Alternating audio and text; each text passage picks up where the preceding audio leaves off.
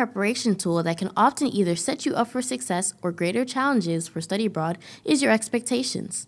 As you continue to prepare for your time abroad, you should be working to set and manage your expectations and goals for the experience.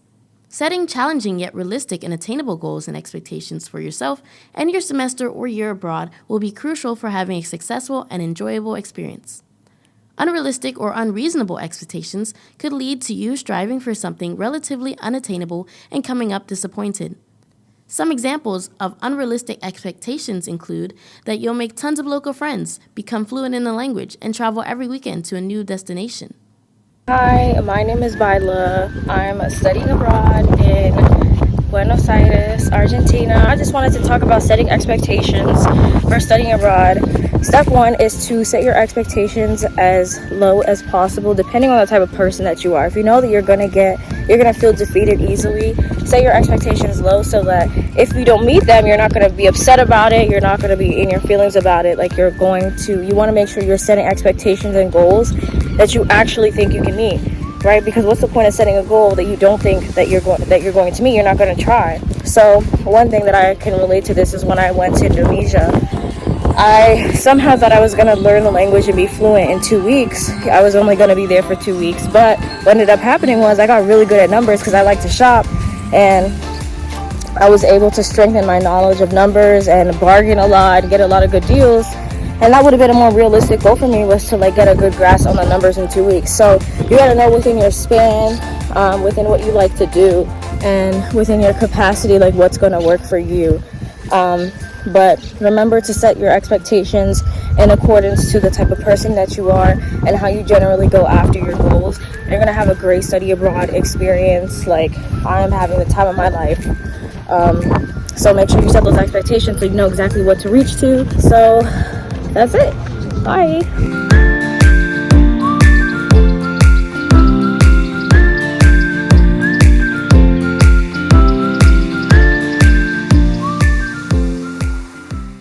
More realistic expectations instead might be that you'll make a combination of local, international, and American friends, that you'll improve your language skills, though you may not be fluent, and you'll have amazing adventures even if they are locally.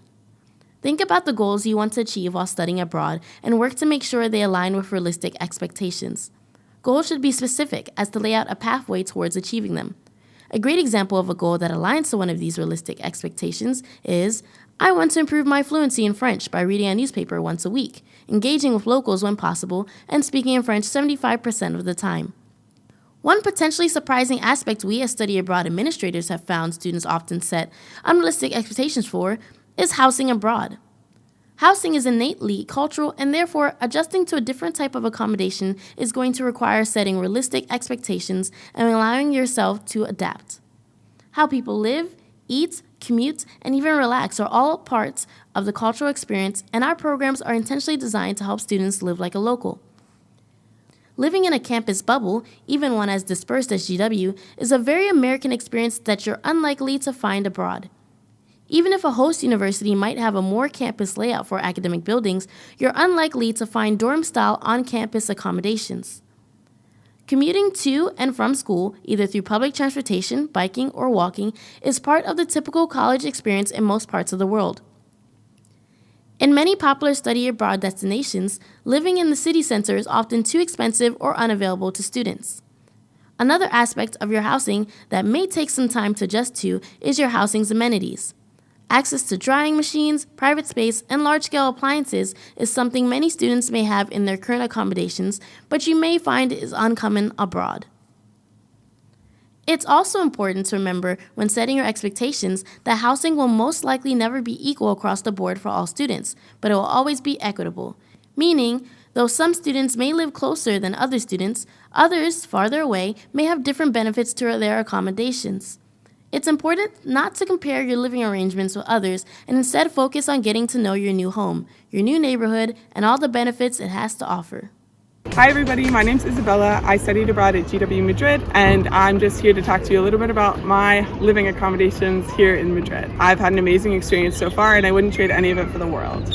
The unique thing about GW Madrid is that each student gets to live in a local family's home. So this is called a homestay. Before coming to Madrid, each student fills out a questionnaire about their likes, dislikes, eating habits, sleeping habits, allergies, etc. All of the things that you'll need to be comfortable in a home, and you're matched with a family based on that questionnaire. Each of these families is chosen for a very specific reason, and they're all great guides to the city and to just Spanish culture in general. My specific homestay is with a grandmother and one other GW student. This GW student and I each have our own bedrooms, but we share a bathroom. We're provided 3 meals a day by our host grandmother, who's a phenomenal chef, and she does our laundry about once a week, and she also irons things that need to be ironed if you ask, which is a real plus. Other than that, our homestay is about 15 minutes from Nuevos Ministerios, which is a major transportation hub in Madrid, and from there we commute to school, which is about 30 minutes. This is a bit on the shorter side in comparison to all the other commutes, because we live on so many transportation lines. Commutes at GW Madrid can range from around 35 to 50 minutes depending on where you live, but no matter what, you're going to have to get used to the metro because it's the main form of transportation here in Madrid. As far as the expectations that I had coming into this program, I didn't really have a lot. I knew that coming into and living in someone's home after living in a dorm for the past couple years at school could be a little bit different and definitely something to get used to, because you have to, one, not only get used to a different culture, but two, you're living with a family again. You're not living in a college dorm, so it's a little bit different. But after just starting conversations with my host family, asking her questions about her life, and just making sure that I was respectful and conscious of myself in this new space, it has really opened up the conversation, and it's become a lot less awkward. So that initial awkwardness, you can get over that hump. Additionally, my one thing that I would remind all students going into homestays is not to compare yourself to other people in the programs. Each family was selected for a very specific reason, and they all have different benefits for why they were selected, and also they were matched with you based on your housing questionnaire. So no matter what, they're going to be amazing, they're great people, and they're great guides to the city. Overall, I would never trade this homestay experience for anything. I have not only become more conscious of Spanish culture, but my language skills have improved tremendously. So that's another major plus to living in a homestay. Overall, I've absolutely loved my time here in Madrid, and I hope you guys will love your time as well.